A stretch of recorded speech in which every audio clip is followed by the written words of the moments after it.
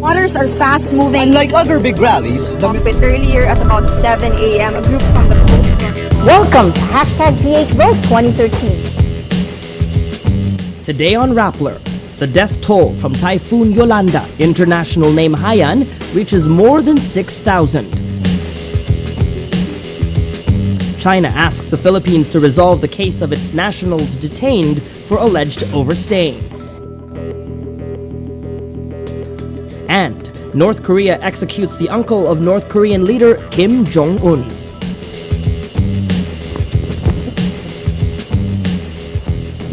Hello, I'm Maria Ressa. Welcome to Rappler, your social news network. The death toll from the super typhoon that devastated the Philippines last month breaches the 6,000 mark. In a sluggish count criticized for alleged underreporting, disaster officials say Typhoon Yolanda, international name Haiyan, killed 6,009 people. It took 3 weeks for the National Disaster Risk Reduction and Management Council, or NDRRMC, to count 1,000 bodies. The last time the NDRRMC breached 1,000-person mark was on November 22, when it confirmed that Yolanda killed more than 5,000 people. The disaster agency faces accusations it's underreporting the death toll, but its executive director, Eduardo Del Rosario, says he's willing to resign if anyone can prove this is happening. Earlier, Del Rosario said NDRRMC requires a formal casualty report signed by the mayor and municipal health officer before it adds the numbers to the official count. The latest update also shows at least 1,779 people remain missing. More than 16.08 million people are affected by the typhoon. China urges the Philippines to immediately resolve the case of 78 Chinese nationals detained for alleged overstaying in an immigration crackdown. Chinese Foreign Ministry spokesman Hong Lei says China instructed its embassy, quote, to launch an emergency mechanism.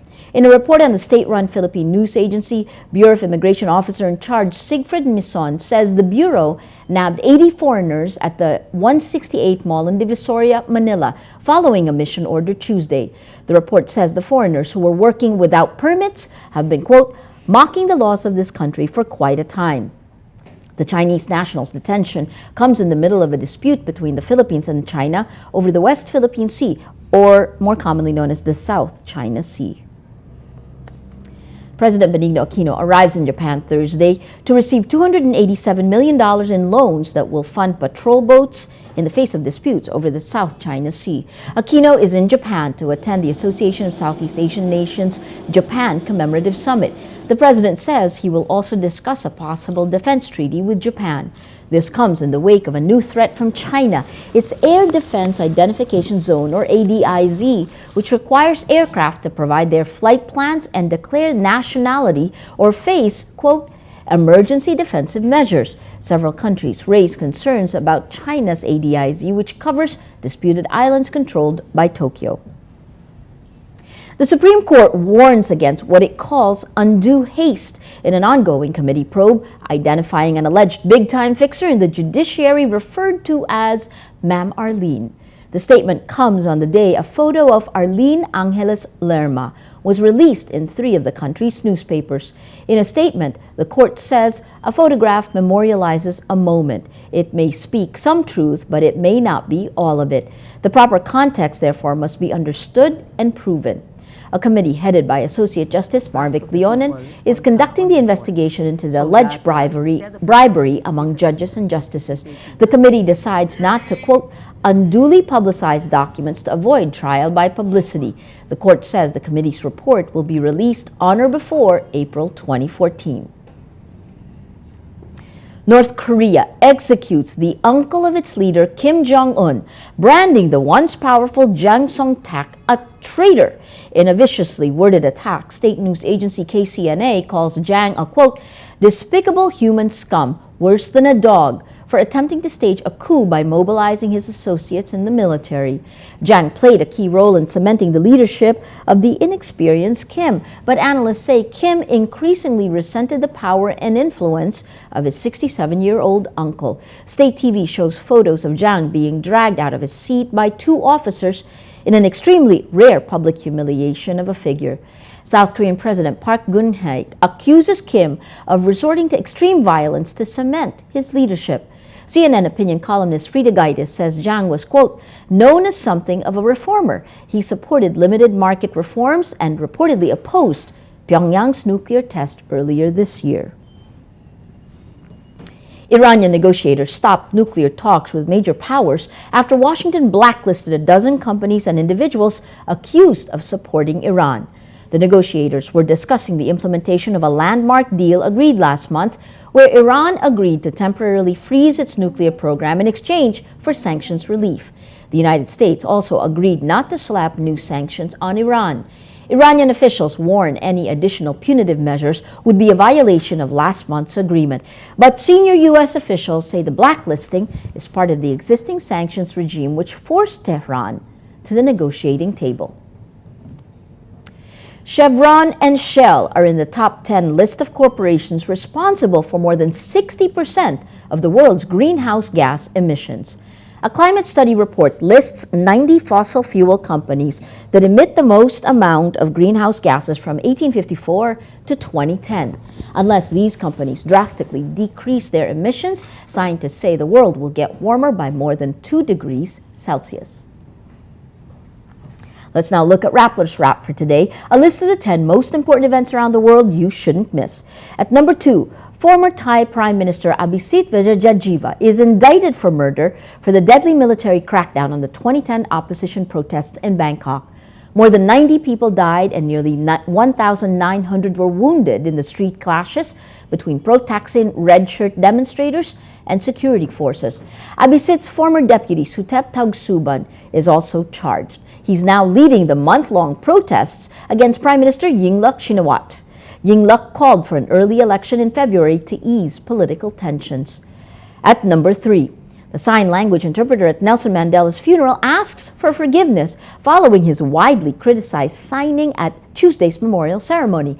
Tamsakwa Janchi blames a schizophrenic episode for accusations he is an imposter who gesticulated nonsense during the entire service.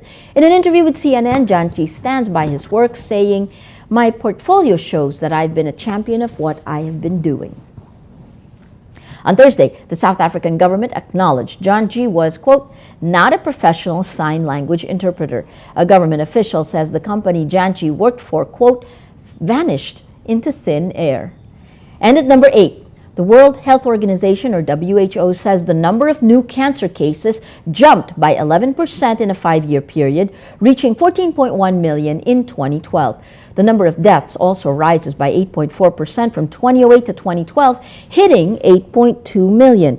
WHO says it expects the number of new cancer cases to rise to 19.3 million per year by 2025. A trend shows close to 57% of all new cancer cases and almost 65% of cancer deaths occurred in the world's less developed regions. The report also highlights the sharp increase of breast cancer cases. Since 2008, the incidence of breast cancer increased by more than 20%, while mortality was up by 14%. For the full top 10, visit Rappler.com's The Wrap.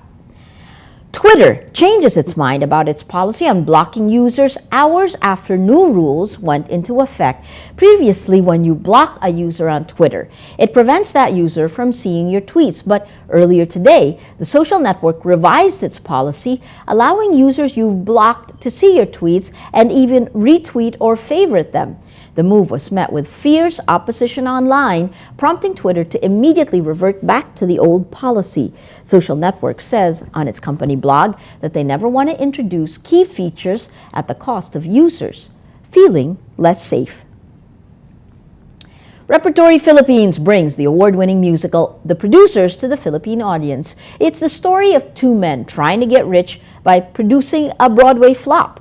Rappler's G. Tonji plays the lone female lead role, and she files this report. I'm here at Onstage Greenbelt for an actual rehearsal of The Producers that's opening on November 15 for Repertory Philippines.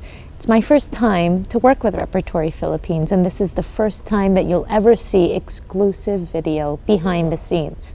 So I wanted to introduce you guys to my castmates and show you what goes on behind a really big musical.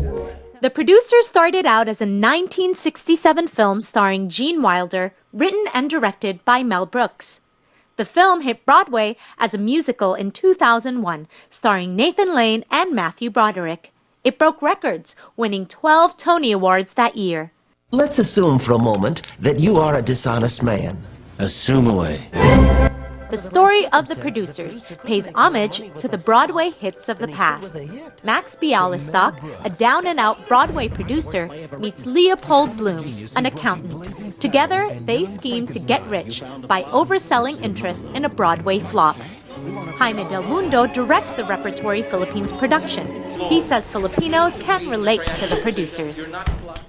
The wonderful cutthroat world of showbiz. The Producers is about a bunch of people getting funds and siphoning the excess of the funds, and I think one can pretty much relate to that happening.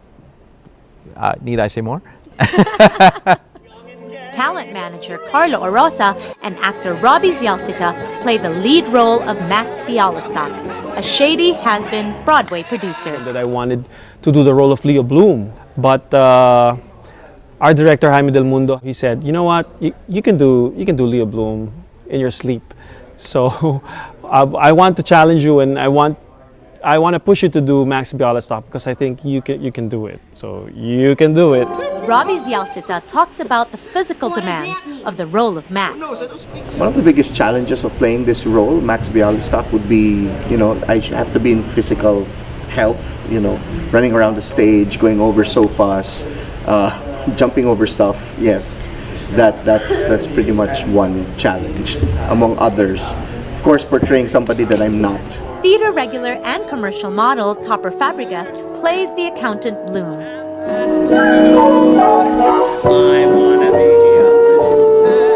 It's so funny. There's just no way around it. It's so clever. It's so funny. It's so buoyant. It's so celebratory. It's an homage to Broadway, basically, but at the same time, it's so cleverly written, and parang every line, diba, just falls so well. I remember getting the script, and parang I couldn't stop laughing.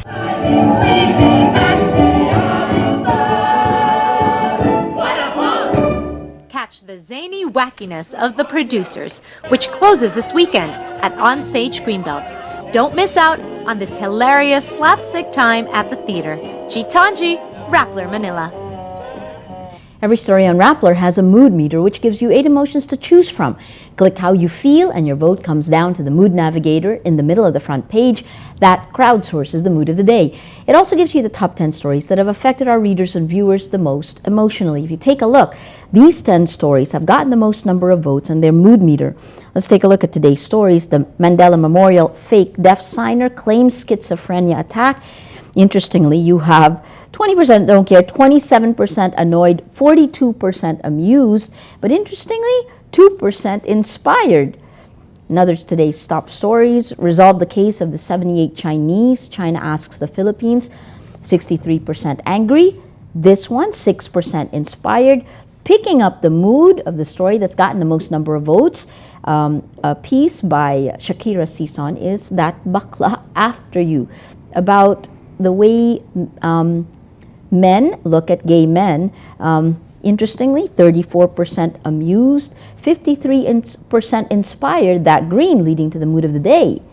Today, most people are inspired. It is Friday the 13th. That is Rappler's Newscast for today, Friday, December 13th, 2013. Visit Rappler.com and watch our newscast Monday to Friday. Tell us how you feel on our mood meter and help us crowdsource the mood of the day.